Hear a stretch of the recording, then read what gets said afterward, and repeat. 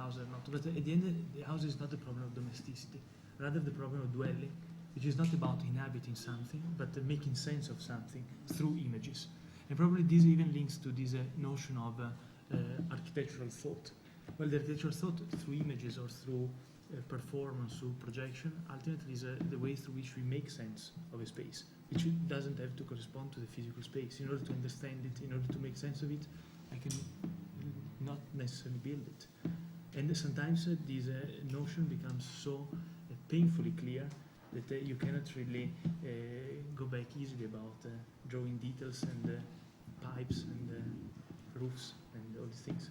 The question at stake is much bigger. So architectural thought is not dependent on materiality, that's what you're saying? No, actually, in a way, sometimes it becomes almost the opposite. It's really how you make sense of it. That's why I think that Pascal didn't want to do just a room, but a house. Because a house ultimately is probably the most extreme situation where you are so personally, so much engaged with the space, and you make sense of any part of it in it. And this actually... So if I quickly, I mean, I think nobody doubts that, materiality is not necessary for architecture. I mean, there's a history of utopian architecture, there's a history of unbuilt works that have influenced greatly how we think about architecture and how our world actually has been built, even though, these things, these utopian and unbuilt projects were not ever thought of as, being able to actually be built, and still they had a great impact. And so I would, go from that point of view. So how would you think that these films that were actually produced within this unit, how do you, that's, I think, a really important question. How do these products somehow influence or whatever, our view of what architecture can be? I think that's a really important question. What you do with that statement is that you put that as a stage towards, right? So when you say, well, utopian architecture has not been built, but it has been influential, in sort of reduced, distilled, or kind of any other form on the build, right?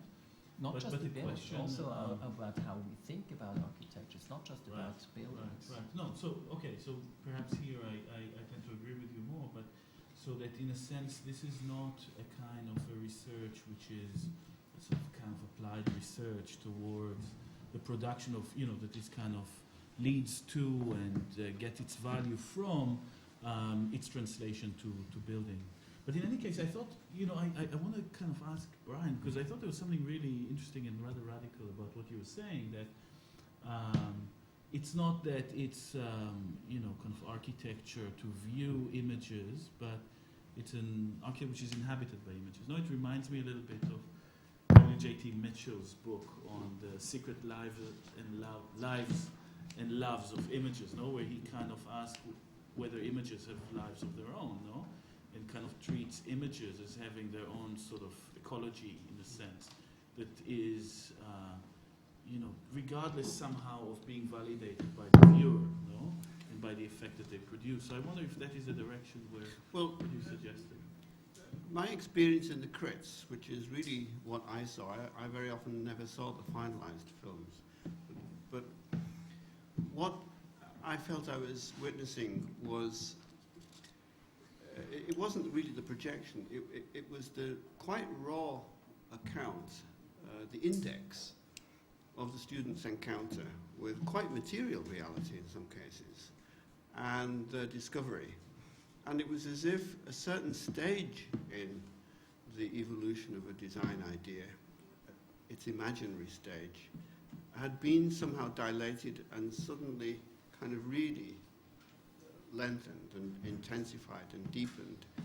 Very often, student projects run too quickly towards the final design, and it's as if I was being brought to some point at which I encountered the uncovering of the imaginary stage of a phenomenon at that moment of encounter, as the student literally held the camera. That was what I was always excited by. And it's a stage which probably architects all go through in using memory to inform a design as they evolve a design, but very often it's passed over without commentary. I don't know, I'd like to, I'm not convinced that the idea that film is ephemeral and architecture is somehow material or permanent really stacks up. I think architecture has become largely the management of concepts, space, circulation, time, radical generalizations, whereas you can't do generalizations in a film. I mean, maybe with talking heads or with text or something like that. There has to be a there, even if it's made up out of a collage. It's simply two marks. And it really is much more concrete, in fact. And I think certainly the way, when we had the lovely examiners meetings about, is it architecture, is it in unit, all this kind of thing, it was very easy to argue that it was much more concrete than most of the stuff that was happening elsewhere. And in fact, I think, to sort of step out of the hagiography for a moment, I think the difference between what goes on in the films and what goes on in the projects in this book is evidence of that frisson, of a real difficulty, sort of suddenly finding oneself, managing form. And, all of a sudden, all the big words crop up: time, memory, reflection. Everybody's beating these huge generalizations, whereas in films, they're coming out of particular situations. They're coming from however traumatic. And vis-a-vis paradise and disaster, most disasters are brought about in the pursuit of paradise. And I think the two are very carefully coupled together. I mean, there's nothing more violent than the idea of the most beautiful home in the world. Whether it's a tea house or, the V&A, there's a kind of receptacle in infinity, and I get to control the infinity. I think one comment on that, I mean, in terms of what was produced at the end that you always saw, which was a product, is it was always difficult to judge because the film was always a product. And it's quite, in an academic environment, generally, students don't produce a product. They produce a set of ideas that might lead to a product if the world was perfect, as it were. But it's quite an interesting one. And therefore, you always saw the beginnings of what could be a project, which would be a spatial project somewhere, and this complete thing, which was film. And the film could leave you in a position where you thought, I really like that film. And so how do I comment academically on the film? So it's interesting that, because I think although it was a very interesting question between what people were trying to do with the proposal for a space or what they were trying to do with the film itself, it always left one slightly kind of baffled as to which one was the finished one, because the film was finished. It was a product, it was given to you, it was put on the table. So it always felt very complete in comparison to other portfolios or other pieces of work. Again, I would say that I've enjoyed the fight between the two, and I think you're right, it's clear in this book. You see an image from the film, if I happen to remember the film or his book or Eyal's work, and then I see a kind of sort of drawing of what might be. It's always had this sort of kind of question mark for me. I mean, I think certain other people are maybe to do with very your first comment about whether the sites are intense or they're everyday and nice. For instance, your project, when you were a student, was one of the ones where I think there was an incredible balance between what you were doing formally to the side of this hill and the way you perceived the place. I don't think they all had that. I think some of them had horrendous sort of kind of fights between what might be conventional architecture or what might be conventional film. But I think that was the excitement, that it wasn't actually a film and it wasn't actually a piece of architecture. It's the dialogue between them. And again, I like the way that Brian describes it, because he says exploration. I think that's what was so amazing about it, and I still have great respect for that part of the cinematic architecture, because you had to see the exploration, you had to understand what had happened. So it's not process. It wasn't the process. The process wasn't interesting. It was the summation that someone had actually spent this whole time and editing information, which was quite spatial and quite architectural, into a film. That's what seemed absolutely extraordinary, to actually try and package it into a particular way. Yeah. Yes, I would like to come back to your questions, Ingerid, about the definition of cinematic architecture, and secondly, about the house. cinematic is the name of a discipline which was born in the 19th century. Cinematics means science of machines.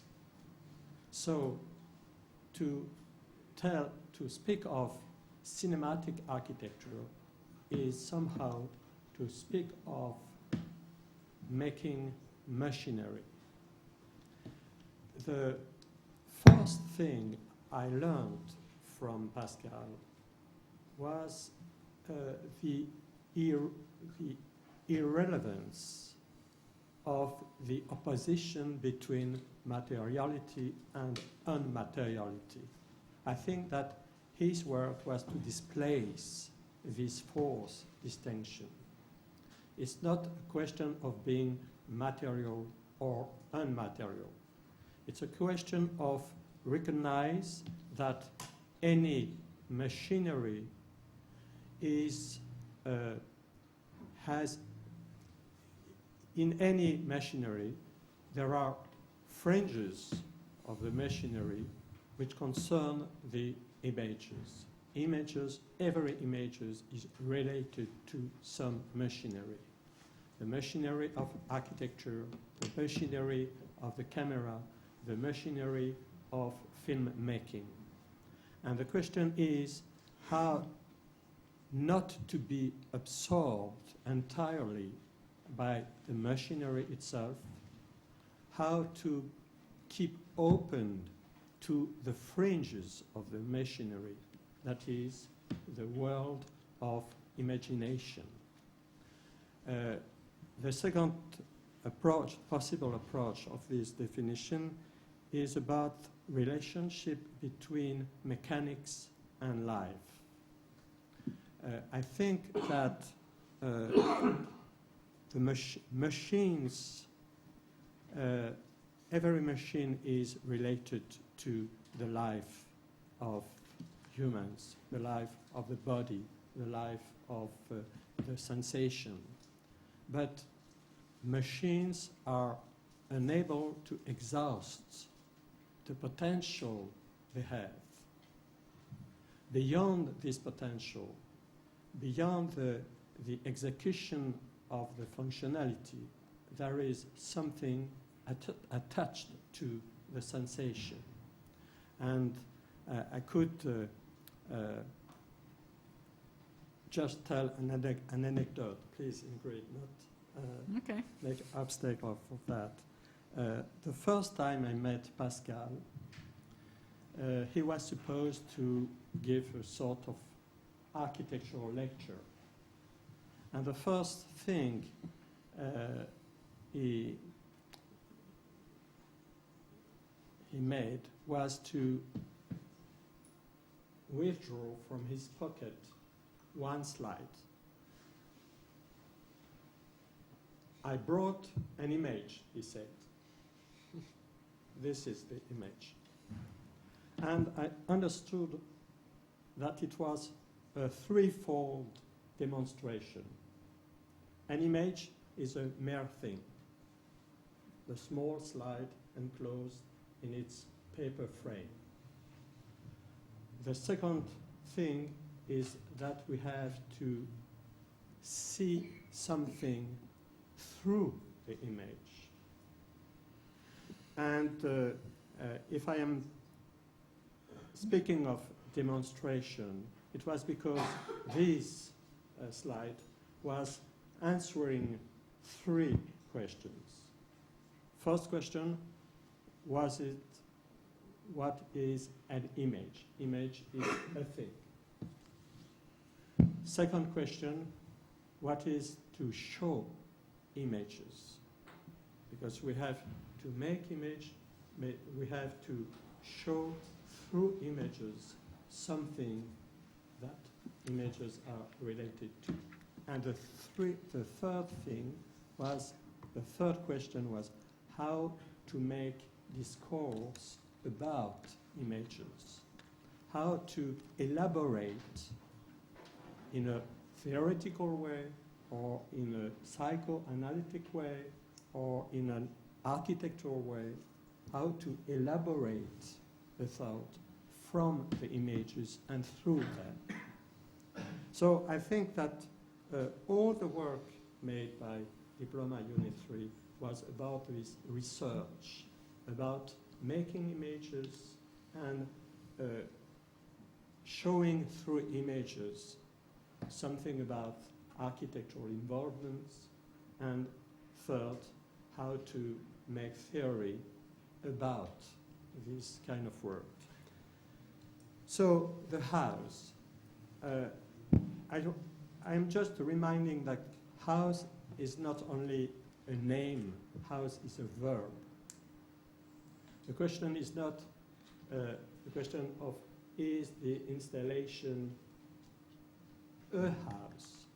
The question is how this installation houses something.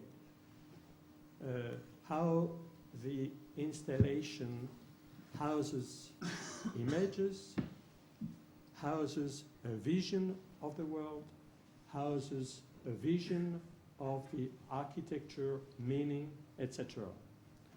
And I think that the way Pascal has proposed these sort of demonstration was the way he withdrew one of the fundamental pieces of architecture, that is the ceiling. To invent is to withdraw something from the previously primary fundamentals of a discipline. You withdraw the ceiling, you seem to withdraw the accommodation of the house, and then you introduce people in a new signification, new meaning of what you are making. And all the cinematic architecture is about this link between machinery and imagination.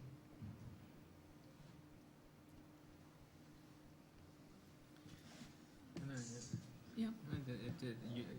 Jean, you remind me of, I can't remember who said it, it was a long time ago, and I won't be able to repeat it the way it was said. It was very eloquent. It was probably Carlos who said it, but somebody said that modern man has become essentially architecturally illiterate, in that once upon a time we were able to go into a cathedral and to intuitively understand senses of proportion, progression, all sorts of things were being communicated to us through the architecture, and now apparently we're not quite so capable of doing that. We don't really know. We can choose colors from a sheet, and we can choose materials, and we look through glossy magazines, but we've lost this ability really to be empowered or to be informed by architecture.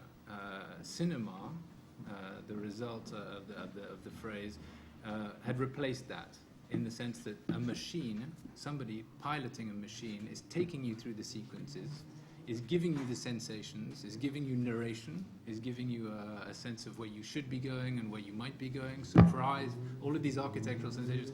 And cinema had replaced our architectural literacy. I thought that was very interesting, because when you basically look at cinematic architecture, you've got two words, you collide them. Of course, they're two definitions which are totally, totally different, but I like the idea that the machine somehow is sitting in has taken the place of our own movement through a building, and in a way, if you can get to a definition of where the interface is between the two, what have we lost and gained by the other? What has one medium lost and the other one has gained? Then you've got the basis of a project or a response or a new definition. I think just a minor comment on that, which I think is a lot of the conversation has been.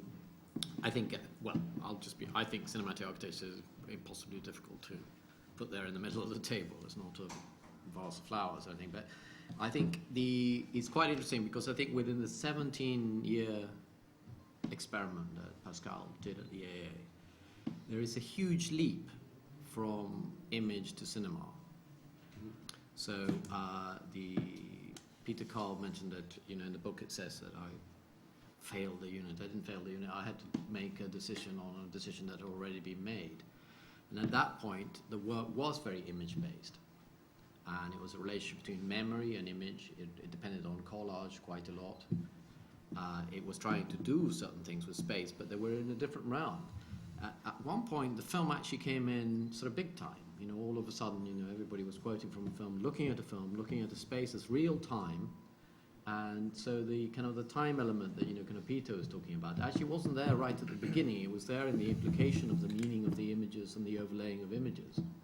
But at one point, cinema just came in. And then at one point, the technology also changed, because when I was a student at the AA, you know, there was an editing suite which, you know, had one little machine like this, and if you want to do it outside, you had to pay £15,000 an hour or something to do it. And all of a sudden, it was possible for the unit to actually do all sorts of experiments. By the time you were in the unit, you know, you could make films. For you, it was harder to a certain degree, because you didn't have that £18,000. So I think, you know, that's very interesting, because I think the moving image, as it were, you know, in a very conventional sense, had a radical change on what the unit was doing. So I'm not sure that it's I could tell you what cinematic architecture is, but it seems to me that the word cinematic is absolutely critical within whatever it is, because it was more than image. It actually transformed into a completely different discipline when there was true experiments with that. And it developed. I mean, it came slowly. It wasn't. It wasn't a finished program. It was a very wasn't slow an idea process that from someone came up images with. being in space to actually time images being in space, and also infiltrating the film.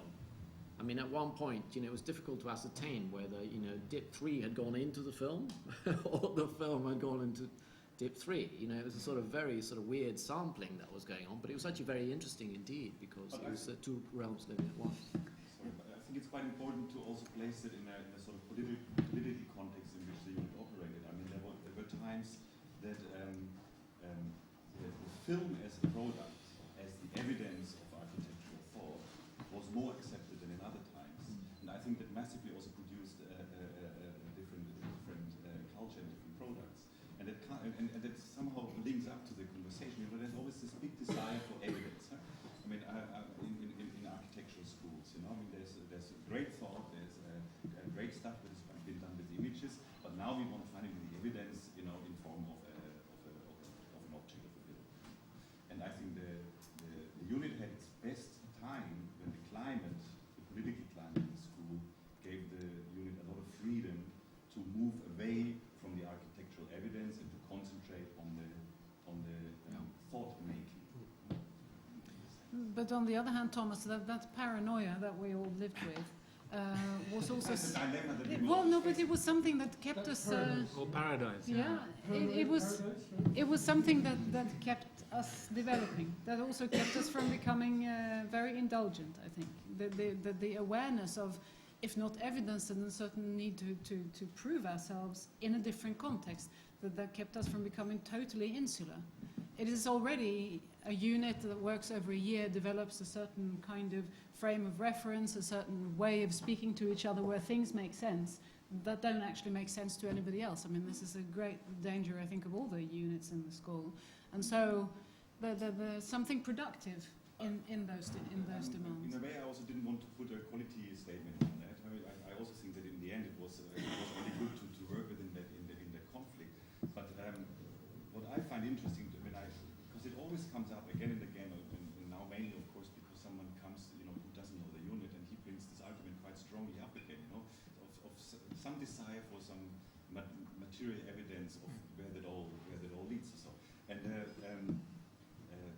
funnily enough, I personally think, as a practicing architect, that architecture as an object always is extremely disappointing when it comes down to it being the evidence of thought. So I think this dilemma will always, as long as cinematic architecture is in the space or is being discussed, that will always be a problem. As it is a problem with other units, but it's much better disguised. And that's why I'm actually quite happy if the discussion moves away from that, from this desire of the material evidence, and just concentrates more on the cinematic essence, the essence of thought that sort of will develop. Surely it lived because it was under pressure, and there was conflict, and there was expectation, you know, to still relate to the world of architecture. Because if that wouldn't have been there, I mean, the unit probably would have gone nuts, you know, within 2 or 3 years. You know. Imploded. Martino. Yeah, I mean, just a reply to that. I mean, really, I think this is a misunderstanding. I'm not arguing for the fact that films should be kind of understood as prompts for, as a help, as a design tool, basically, to produce a real built architecture. I think the question is really, we're talking about the realm of imagination here, and my question would be, how do these imaginations that are here produced by the medium of film relate to architectural imagination? I think that's the question at stake. It's really not about material presence or evidence or whatever. And as has been pointed out, film is actually probably, more evident materially than architecture in the end, because. But I think it as sort of just as a witness again, I think that there was always a problem. I think Pascal did incredibly well to teach for 17 years, and always there's a crisis about whether it was or it wasn't at the end of the year. So that was, I take my hat off to that. But I think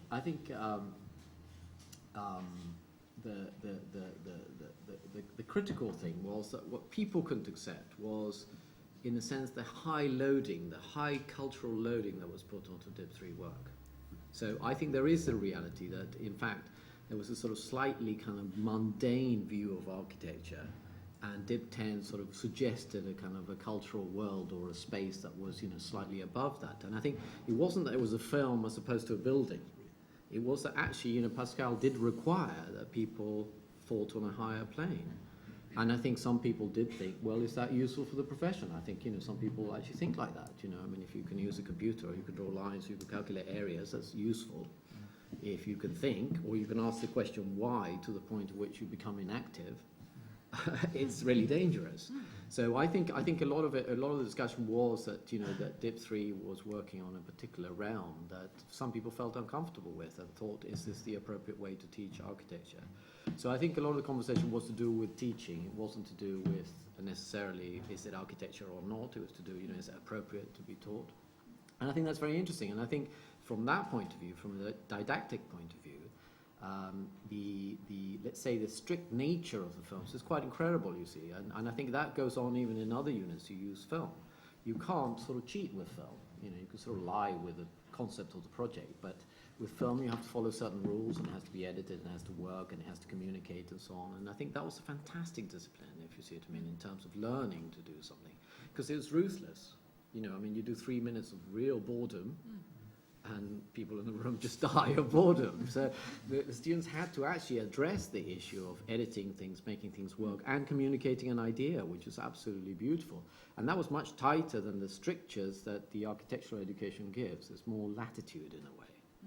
But I think the complaint was about the fact that, someone was saying, hey, look here, space is about this whole world, and people were challenged by that. Not the fact that it was a film, the fact that he was suggesting, that you're all looking with the wrong eyes. And if you actually took some time, we should be doing this for a while, And again, I think a lot of the important thing was within DIP3 and was with the professor. So I hope that we will find a way of continuing that as a package, if you see it. Just quickly, I think that's an incredibly useful series of points regarding the unit, because I think in the end, a lot of what we're talking about is difficult to generalize beyond the unit, and part of that is just simply the sheer quality of the movies. I've seen so many, architectural school vids that are really, as you say, they've got bad they got sort of fake actors in who can't act, or it's fly-throughs, or you just know them all. And shapes and even sort of bad maholi-nage. And I think what you're saying about sort of just raising the stakes in terms of what matters, but also making it very lean, and perhaps the description in here, is it yours? I can't remember, of just being told, go away and come back with something better. Is, whether that's psychodrama or not, it forces you to be lean, it forces you to make the choices. I think this business of film having the same sort of chronology as psychology has allowed film to be too easily seen as a psychological vehicle, and the tendency within psychology is to think it's all interior thought, it's all very personal, where it's not. And an immense amount of it is coming, is just working with material that's given. Try throwing a film together that is, each frame is different. It's probably slightly more interesting than most fly-throughs, but just slightly. But I think this business of where the quality comes from and kind of what the depth of these particular cluster of films, I'm still trying to figure that one out, because it seems like the old joke about, you know, the quickest way to get to Dublin is not to start from here, and somehow it comes you arrive in Dublin. You go off that way and you arrive in Dublin, and there is a collective dimension to it. There is a kind of unit ethos, and there is something that, I mean, part of the boundaries of the house is the institution of the AA and how it performs in London, and therefore allows this kind of unit to happen in a way that doesn't happen in other schools. It doesn't happen in other institutions, and that's a part of it that's sort of, you know, I'm kind of alert to, but I don't quite know what to do with it. But I'd be interested in understanding. I mean, maybe that would just be to kill the golden goose. But and you know, it's terribly easy to talk something to death. But there must be something between sheer, oh, that's great, you know, the usual teenager coming out of a movie, oh, it's fucking cool, and basta, end of evaluation of the movie, and you know, turning it into some series of concepts. There is a kind of, I don't have a better word either here or this afternoon. There's kind of dialogue that's set up, and they aren't immature. They may be explicitly naive intentionally. You know, you see the cut edges, the collage, or whatever, but you're always working with them, and you remember them long afterwards. Martino and Eyal? I'll come back. Okay. I think the issue of education, I think, is also really interesting. Yeah, no, I mean that was maybe I can prepare the ground for your comment, because I wanted to speak about the kind of pedagogy that was going on, and as well about pedagogy as a project in itself, right? And in a sense, perhaps, you know, not see it to kind of the architectural education as a sort of a training course, right? And in a sense, education itself as a form of cultural production in its own right, no? And we know that in the recently, or let's say in the last 5 years, in the cultural and art world, no, the whole issue of academy was very foregrounded, no? I mean, there was the Manifesto that never happened. It was supposed to be a kind of an exhibition, which is an art school. Art institutions that become a kind of a medium, apparatuses for kind of conversation to take place, and the way in which that conversation does take place, no? And I think that what was rather different in Dipfried and other units is initially the tutorials or the conversation were done together, right? I mean, there was no individual tutorials, or maybe there were, but very occasionally, no? The idea was that... There's no individual tutorials. Yeah, we all discuss. Right. So we're all there together, and in a sense, it's kind of like some part of the experience of cinema itself, no? I mean, although, you know, you watch something in silence, you watch it together, right? And there is a kind of a silent sort of process of maybe osmosis, no, between the kind of the different people around the machine, no? I mean, the TV, no, it was a kind of a TV with VHSs that were, in my time, no, that were kind of put into that. And the kind of the machine itself organized discussion in a different way, no? I mean, the minute you put a machine, it organizes the room around the machine, it organizes the conversation. Pascal himself was a kind of, you know, his own, you know, I mean, if I kind of have memories from those meetings, no, it's kind of like this smoke-filled rooms, no, and Pascal had this absolutely kind of special way of smoking cigarettes. You remember? He was kind of like ashing them, like he's throwing the ash. No, and there was it was a spectacle in its own right. No, I mean, the kind of the smoke, the light that go through the smoke, etc. I think it's important in a way that not only created the ambience but organized relation between the unit members. No, so the kind of the collectivity of the experience of pedagogy that was itself perhaps a kind of a project that we can discuss. So I don't know, Martino, if that's prepared well, ground for what I mean, to say. I can only agree for once. and that does make total sense to me, that the unit could be seen as a certain conceptual tool almost to think, you know, very fundamentally about education. What is the interaction between learning and teaching, between the poles, between total laissez-faire and absolute teaching control, like at grammar school where everything is, and I think that is a very important lesson that probably could be learned. It would I would assume, which is again the question that has also been raised of subjectivity, I have the impression that this kind of architectural education or education in general would be very powerful and strong for strong students, but it could be also very dangerous for students with a less. I think it's a very. What could go wrong? Sorry? What could go wrong? I think that people could get really frustrated. Oh. I found this text by Thomas Stoner very, helpful to understand. I mean, he talks about a totally incomprehensible program, which can be very frustrating, but it can also be, the basis for something extremely creative and powerful in the end. I mean, but I think one of the implications that we're talking about, and this goes against what you were saying, is in fact, Carlos's frustrations, or even the RIBA's frustration, is part of the success of the unit. It's not just happening at a void. There is a deep metabolism that's full of conflicts, that's full of, the topic is there, and it's precisely the conflicts you learn from, rather than if you just sort of become monomaniacal, obsessed, and delusional. And that's not what's going on. The thing has a real. The films have a real kind of realism. They're mature. They're not. And to do with the pedagogy, if I may butt in, I would like to mention the word trust. I was kind of playing with pairing it with truth. What we experienced, I think, together was that we, under the direction of Pascal, managed to create a space where certain things were possible, and we were absolutely convinced that they were possible, and that space was constructed by trust on the basis of Pascal's way of dealing with people and the students that we chose and the people who applied to us and so on.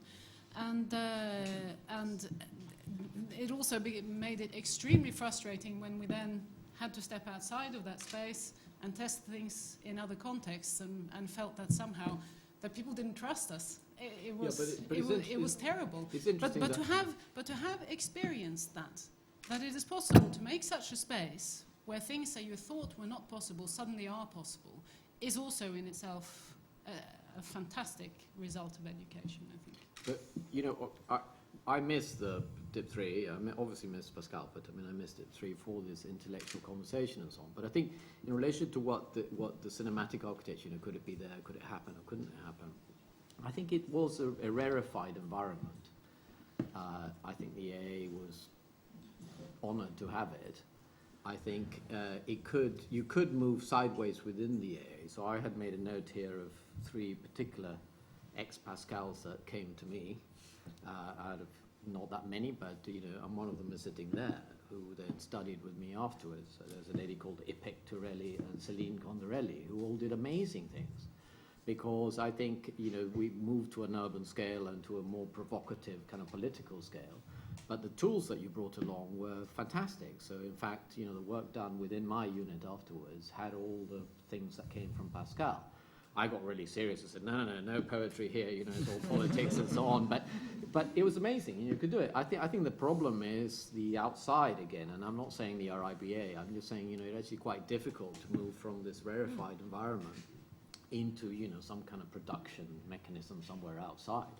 But I'm all for that, you see. I think academic institutions should be places where you can go into these rarefied environments and discover things, And then I think one of the difficult things, I think, and a challenge to the ones who are graduating now is, how can you begin to put some of these things down? How could you present a project that isn't an installation, that isn't consumed as a work of art, that isn't just the book, which is another kind of sort of PhD or whatever it is, into some kind of environment where there's a serious conversation about space.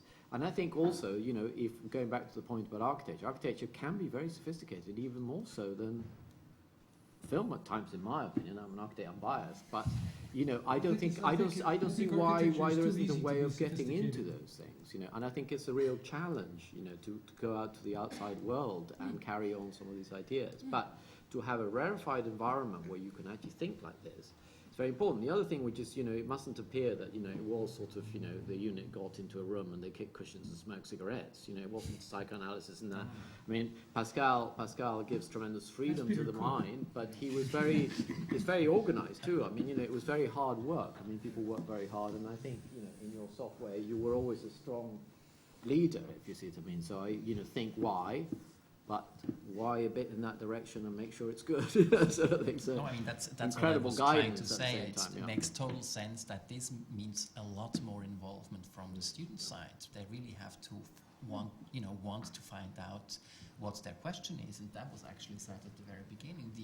The idea was to arrive at a question. I mean, what greater thing could happen in education than people, you know, starting to ask questions? I mean, that should be, and so that makes total sense to me. Just to get back to the teaching methodology, I had Pascal when I was in second year, so intermediate unit 5 was it at the time? It was the same thing.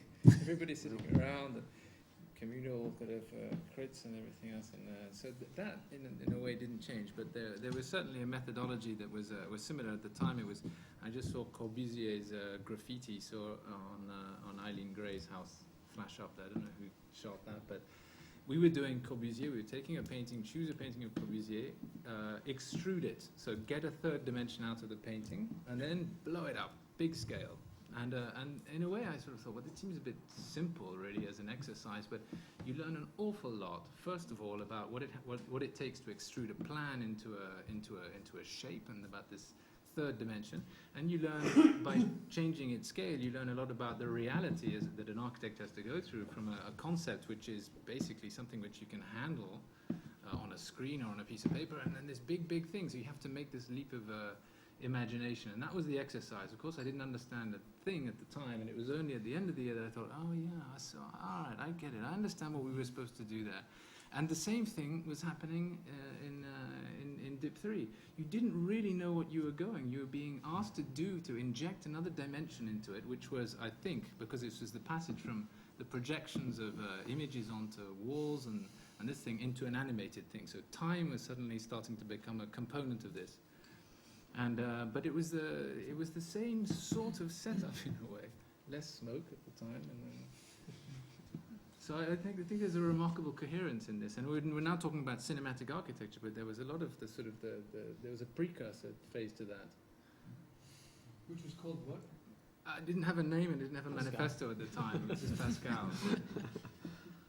Drawing the line of thought was a kind of was a kind of buzz title. Yeah.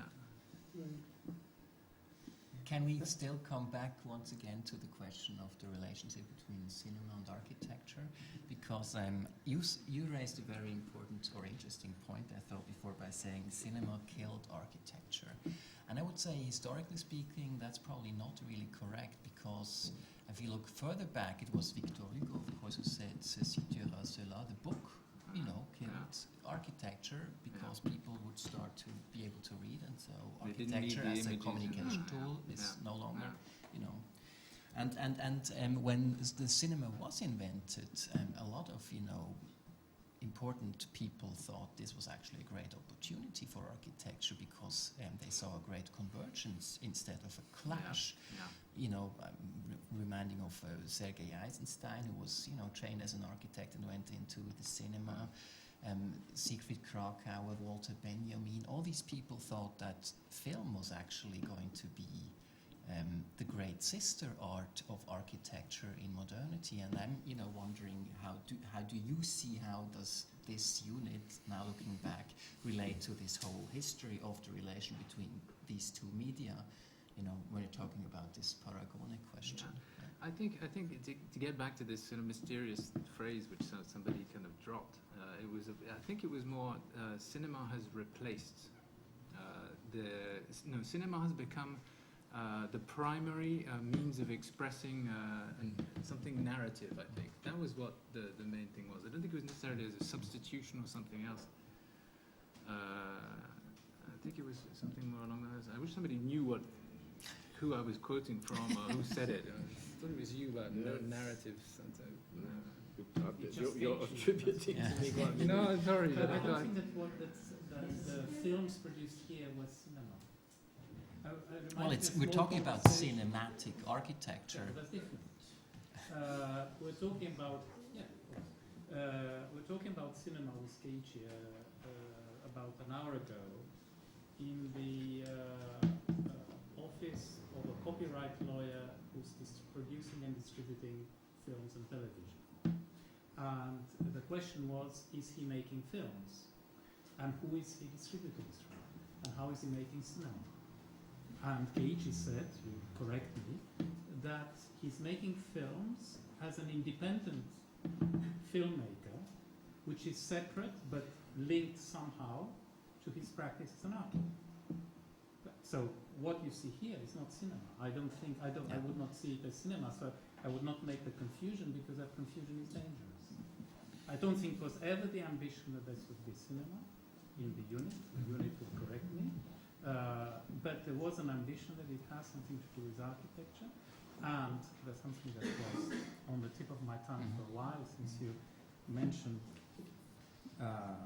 teaching and learning, that perhaps one of the important aspects of learning that this unit has been able to provide is a process of unlearning. Because the unlearning of what is prejudice, of what is given, of what is expected, of what is a production of an architectural school, of what is a production of a second or fifth year student, is an extraordinary, extraordinary and necessary step towards being able not to understand something at the process, but to be able to produce something as an architecture that surpasses that which you can understand it. You might take 10 years to understand it afterwards, but that doesn't invalidate it. That, to the contrary, gives it much more power. Nobody's doubting that, I think, but I think it's still really important to think about. Many people are doubting it. Okay, yeah.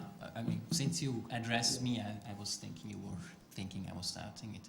No, I still think it's really important to think about, if you want to call this cinema or no. We're talking about techniques related to filmic, we don't have to call it cinema. You called it cinematic architecture, so that's probably why I use that term. So I think, the question is really not about, it's a much more conceptual level that we should be able to discuss this. I mean, Eisenstein would probably have said that his films are architecture.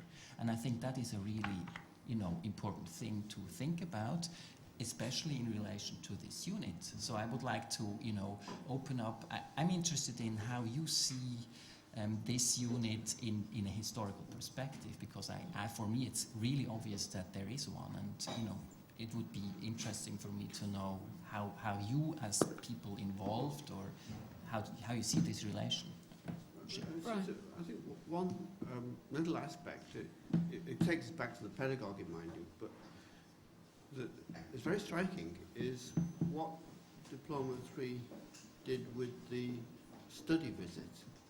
Because it seems to me the study visit and the making of films in the study visit to those sites, the site visits, were of a kind that's completely different from almost every other teaching unit that I've ever seen. In as much as the visit, the idea of studying a site, visiting, going to Rome or wherever, Portofino, traditionally was supposed to be an architectural kind of voyage to study some place that had some object lessons. But clearly what happened in Diploma 3 visits is completely different from going to survey a building or something. And I'd like to hear some accounts from people who were on the visits, because that was the point at which the filmmaking students of Diploma 3 also became quite literally the students of an architectural place. Well, I would like probably to shift this conversation from the merely pedagogical one to a more technical issue, which is about what